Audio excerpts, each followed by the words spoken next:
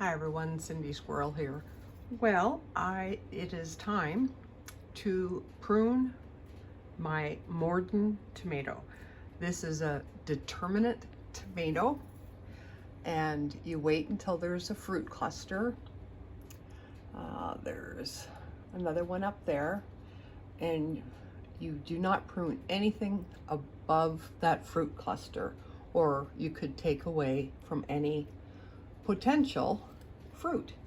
So this here is a sucker, and it will not produce fruit on a determinate. So you just pinch it off, all of them, below the fruit clusters. Now here's a really big one.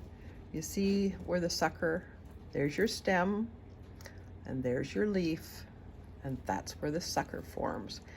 And what this does is just puts the energy now up to producing your fruit.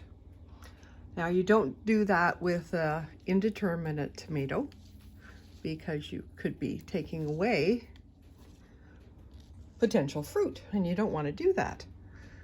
So you just look, oh, this one here is starting to put on a flower cluster. So go down it and just snip off all those little suckers. It's best to use just your clean hand, not a knife or a pair of scissors, unless the scissors are sterilized, because you could be putting some kind of contaminant into your tomato, and you do not want this. Now, this one has not started forming fruit or flower clusters yet, so I will leave these suckers alone just in case. But there we go. That was easy, and with a determinate tomato, it has a determinate height, it has a determinate amount of fruit it will bear, and the fruit on a determinate tomato all ripens at the same time. So a determinate tomato is big farmers, like if they have a 100-acre field, they want a determinate tomato, so all the tomatoes ripen at the same time, and they can be all picked at the same time.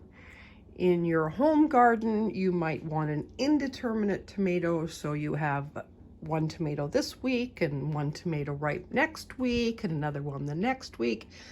But for canning, preserving, or a market garden, you want determinate.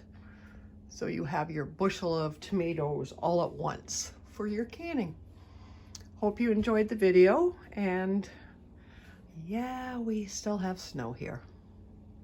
Have a great day, everyone.